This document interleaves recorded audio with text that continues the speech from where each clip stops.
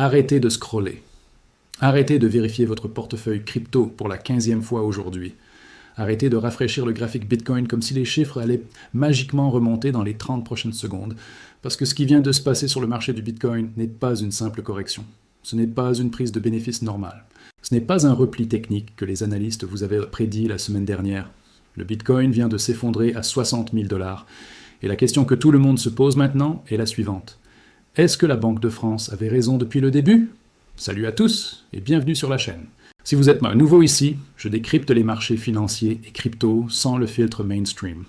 Abonnez-vous maintenant, likez cette vidéo et laissez un commentaire pour me dire que vous êtes là. Parce que ce qu'on va couvrir aujourd'hui, les médias traditionnels ne vont pas en parler de cette manière. Aujourd'hui, nous sommes le mardi 4 février 2025. Et ce matin, le Bitcoin a touché 60 000 $. Pour ceux qui suivent le marché crypto, c'est un choc. Il y a quelques semaines à peine, on parlait de nouveaux sommets, de bull run, d'adoption institutionnelle. Les bulls criaient victoire, les hodlers se sentaient validés. Ceux qui accumulent depuis des années voyaient enfin leurs convictions confirmées. Et puis, en quelques jours, tout s'est effondré. Le Bitcoin est passé de plus de 100 000 $ à 60 000 $. Une chute de près de 40%. Pour ceux qui ont acheté au sommet, pour ceux qui tradaient avec effet de levier, ce n'était pas juste douloureux, c'était dévastateur. Mais voici ce que vous devez comprendre avant d'aller plus loin, avant de paniquer, avant de vendre à perte, avant de croire tout ce que vous lisez sur Twitter ou dans les médias. Cette vidéo est purement éducative. Je ne vous dis pas d'acheter ou de vendre quoi que ce soit. Consultez toujours des professionnels qualifiés avant de prendre des décisions d'investissement. Ceci est une analyse, pas un conseil financier. Maintenant, si vous voulez comprendre ce qui s'est réellement passé, si vous voulez voir les données au-delà du bruit médiatique, restez avec moi. Parce qu'on va examiner les causes de cette chute, analyser la position de la Banque de France, et surtout, comprendre ce que cela signifie pour l'avenir du Bitcoin. Commençons par les faits. Le Bitcoin a atteint des sommets historiques au-dessus de 100 000 $ il y a quelques semaines. C'était un moment historique pour la crypto. Les ETF Bitcoin Spot venaient d'être approuvés aux États-Unis. Les institutions entraient massivement dans le marché. MicroStrategy continuait d'accumuler. El Salvador tenait bon sur sa stratégie Bitcoin. Tout semblait aller dans la bonne direction. Et puis, la chute a commencé. D'abord lentement, puis de plus en plus vite. Le Bitcoin est tombé sous les 90 000, puis 80 000, puis 70 000. Et ce matin, il a touché 60 000 $. Une perte de 40% depuis les sommets. Pour mettre cela en perspective, c'est l'équivalent de voir disparaître 40 000 $ pour chaque Bitcoin que vous possédez. Mais pourquoi ? Qu'est-ce qui a causé cette chute brutale ? La réponse n'est pas simple. Il n'y a jamais une seule cause pour un mouvement de marché aussi violent. Mais plusieurs facteurs se sont combinés pour créer une tempête parfaite. Premièrement, l'effet de levier. Le marché crypto fonctionne beaucoup avec le leverage, l'effet de levier. Les traders empruntent de l'argent pour multiplier leurs positions. Quand le marché monte, tout va bien. Mais quand il descend, les liquidations en cascade commencent. Et c'est exactement ce qui s'est passé. Des milliards de dollars de positions à effet de levier ont été liquidés en quelques jours. Chaque liquidation force la vente de Bitcoin, ce qui fait baisser le prix, ce qui déclenche plus de liquidations. C'est un cercle vicieux. Deuxièmement, le sentiment du marché. Après l'euphorie des 100 000 $, beaucoup d'investisseurs ont commencé à prendre leurs bénéfices. C'est normal, c'est sain. Mais quand tout le monde vend en même temps, la pression de vente devient écrasante. Troisièmement, les facteurs macroéconomiques. Les banques centrales maintiennent des taux d'intérêt élevés. L'inflation reste un sujet de préoccupation. L'incertitude géopolitique continue. Tous ces éléments poussent les investisseurs vers des actifs plus sûrs, moins volatiles. Mais il y a un autre facteur dont on doit parler. Un facteur que beaucoup de crypto-enthousiastes ne veulent pas entendre. Les avertissements des autorités financières traditionnelles. Et c'est là que la Banque de France entre en scène. Depuis des années, la Banque de France, comme beaucoup d'autres institutions financières traditionnelles, met en garde contre les risques du Bitcoin et des crypto-monnaies. Ils ont dit que c'est volatile. Ils ont dit que ce n'est pas une vraie monnaie. Ils ont dit que c'est spéculatif. Ils ont dit que les investisseurs pourraient perdre tout leur argent. Et maintenant, avec le Bitcoin à 60 000 $, après avoir touché 100 000, beaucoup se demandent « Est-ce qu'ils avaient raison ?» Regardons objectivement ce que la Banque de France a dit. En 2021, le gouverneur de la Banque de France, François Villeroy de Galhau, a déclaré que les crypto-monnaies étaient des actifs spéculatifs et non des monnaies. Il a souligné 3 points principaux. Premièrement, la volatilité excessive. Une vraie monnaie doit être une réserve de valeur stable. Le Bitcoin, avec ses variations de 40% en quelques semaines, ne remplit pas ce critère. Deuxièmement, l'absence de valeur intrinsèque. Contrairement à l'or, qui a des utilisations industrielles, ou aux actions, qui représentent des entreprises réelles, le Bitcoin n'a pas de valeur fondamentale sous-jacente selon cette analyse. Troisièmement, le risque de bulle spéculative. Quand un actif monte uniquement parce que les gens pensent qu'il va continuer à monter sans fondamentaux solides, c'est la définition d'une bulle. À l'époque, la communauté crypto a rejeté ces arguments. Ils ont dit que la Banque de France ne comprenait pas la technologie blockchain. Ils ont dit que c'était de la résistance face à l'innovation. Ils ont dit que les institutions traditionnelles avaient peur de perdre leur pouvoir. Mais aujourd'hui, avec cette chute de 40%, ces arguments semblent avoir du poids. Maintenant, soyons clairs, je ne dis pas que la Banque de France a raison sur tout. Je ne dis pas que le Bitcoin n'a pas d'avenir. Ce que je dis, c'est que nous devons examiner les faits avec honnêteté et objectivité. La volatilité est réelle. C'est indéniable. Si vous avez investi 10 000 € en Bitcoin au sommet, vous avez maintenant 6 000 €. C'est une perte de 40% en quelques semaines. Pour beaucoup de gens, c'est dévastateur. Mais voici ce qu'il faut aussi comprendre. Cette volatilité n'est pas nouvelle pour le Bitcoin.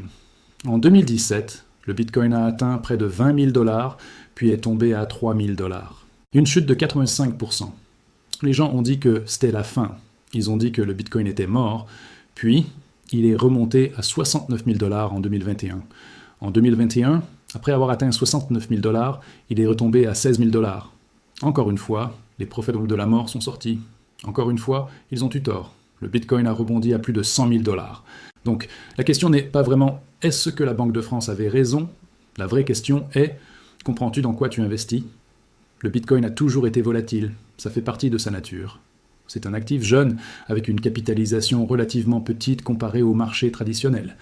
Quand des milliards entrent ou sortent, les mouvements sont violents.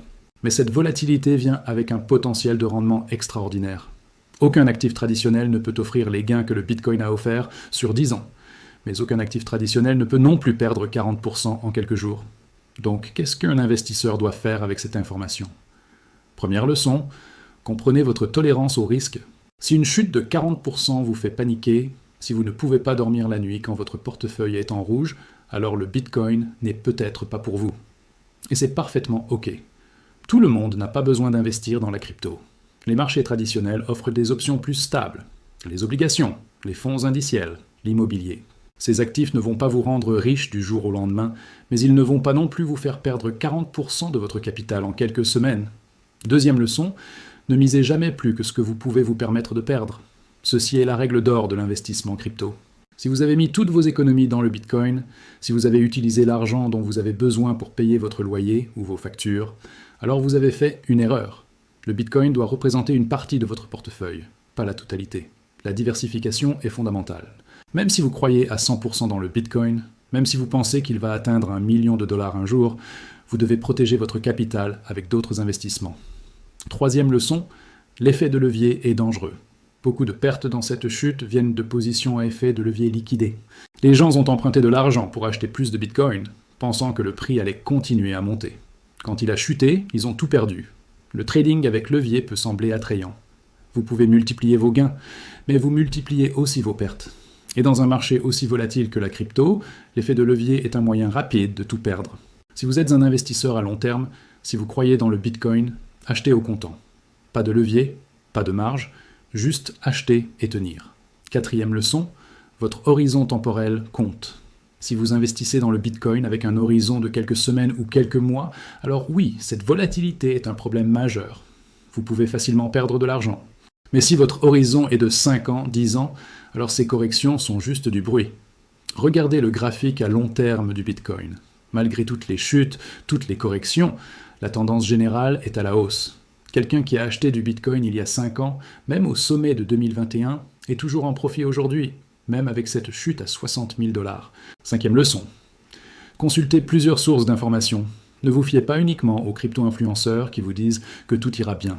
Ne vous fiez pas non plus uniquement aux institutions traditionnelles qui disent que le Bitcoin ne vaut rien. Regardez les données. Lisez les analyses de différentes perspectives. Comprenez les arguments pour et contre. Consultez des professionnels financiers si nécessaire. La vérité est rarement à 100% d'un côté ou de l'autre. Maintenant, parlons de l'avenir. Que va-t-il se passer ensuite? Personne ne peut prédire le futur avec certitude. Quiconque vous dit qu'il sait exactement où ira le Bitcoin vous ment. Mais on peut examiner les scénarios possibles. Scénario 1, la chute continue. Dans ce scénario, le Bitcoin continue à baisser. Il pourrait toucher 50 000, 40 000, peut-être même 30 000 $. Ce serait dévastateur pour beaucoup d'investisseurs, surtout ceux qui ont acheté récemment. Mais ce ne serait pas la fin du Bitcoin. Il a survécu à des chutes de 85% avant. Il peut survivre à celle-ci aussi. Scénario 2, la stabilisation. Le Bitcoin se stabilise autour de 60 000 $. Il crée une base à ce niveau. Les vendeurs paniquent, sortent, les acheteurs à long terme accumulent. Pendant quelques mois, le prix reste relativement stable pendant que le marché digère ce qui s'est passé. Puis, lentement, la confiance revient et le prix recommence à monter. Scénario 3, le rebond rapide. Le Bitcoin rebondit rapidement vers 80 000 ou 90 000 $. Cela pourrait arriver si de gros acheteurs institutionnels voient cette chute comme une opportunité. Si des nouvelles positives arrivent, si le sentiment du marché change rapidement. Dans le monde crypto, les renversements peuvent être aussi rapides que les chutes. Quel scénario est le plus probable? Honnêtement, je ne sais pas, personne ne sait. Ce que je sais, c'est que le Bitcoin a des fondamentaux qui restent solides. L'adoption continue. De plus en plus de pays travaillent sur des réglementations claires pour la crypto. Les institutions continuent d'entrer dans l'espace, la technologie blockchain continue de se développer. Le nombre de Bitcoin est limité à 21 millions, ce qui crée une rareté naturelle. Mais en même temps, les risques sont réels. La volatilité ne va pas disparaître du jour au lendemain. Les régulations peuvent être restrictives. La concurrence d'autres cryptos est féroce. Les préoccupations environnementales sur le minage de Bitcoin restent valides. Alors, est-ce que la Banque de France avait raison? La réponse est partiellement. Oui, le Bitcoin est volatile. Oui, c'est risqué. Oui, beaucoup de gens vont perdre de l'argent, surtout ceux qui ne comprennent pas dans quoi ils investissent. Mais non, ce n'est pas une arnaque. Non, ce n'est pas sans valeur. Non, ce n'est pas nécessairement une bulle qui va éclater et disparaître. Le Bitcoin est un actif unique. Il combine technologie, finance, politique et philosophie. C'est un pari sur un futur financier décentralisé, un pari sur l'innovation, un pari sur le changement. Est-ce que ce pari va réussir? Le temps nous le dira. Ce qui est certain, c'est que si vous choisissez d'investir dans le Bitcoin, vous devez le faire avec les yeux grands ouverts. Vous devez comprendre les risques. Vous devez être prêt à voir votre portefeuille perdre 40, 50, même 70% de sa valeur à court terme. Mais vous devez aussi avoir la conviction et l'horizon temporel pour tenir pendant ces périodes difficiles. Parce que c'est dans ces moments que les mains faibles vendent et que les investisseurs à long terme construisent leur fortune. Résumons les points clés de cette analyse. Le Bitcoin a chuté à 60 000 $, perdant 40% depuis ses sommets. Cette chute a été causée par une combinaison de liquidations à effet de levier, de prise de bénéfices et de facteurs macroéconomiques. La Banque de France avait raison sur la volatilité et les risques. Mais cela ne signifie pas que le Bitcoin n'a pas de valeur ou d'avenir. Pour les investisseurs, les leçons sont claires. Comprenez votre tolérance au risque, ne misez que ce que vous pouvez perdre, évitez l'effet de levier, pensez à long terme, et consultez plusieurs sources d'informations. L'avenir du Bitcoin reste incertain. Il pourrait continuer à chuter, se stabiliser, ou rebondir rapidement. Personne ne sait avec certitude. Ce qui est important, c'est de prendre des décisions informées, basées sur votre situation personnelle, vos objectifs, et votre compréhension du marché. Le marché crypto va continuer à évoluer. Il y aura d'autres sommets et d'autres chutes. C'est la nature de cet actif. Êtes-vous prêt pour ce voyage? N'oubliez pas, cette vidéo est purement éducative. Ce n'est pas un conseil financier. Je ne connais pas votre situation personnelle, vos objectifs ou votre tolérance au risque. Consultez toujours des professionnels qualifiés avant de prendre des décisions d'investissement. Si vous avez trouvé cette analyse utile, likez cette vidéo et abonnez-vous à la chaîne pour plus d'analyses comme une crypto et finance. Laissez un commentaire ci-dessous avec vos pensées. Mais gardons la discussion respectueuse et éducative. Qu'est-ce que vous pensez de cette chute du Bitcoin? Est-ce que vous êtes inquiet? Est-ce que vous voyez cela comme une opportunité? Faites-le moi savoir dans les commentaires. Merci d'avoir regardé et je vous retrouve dans la prochaine vidéo.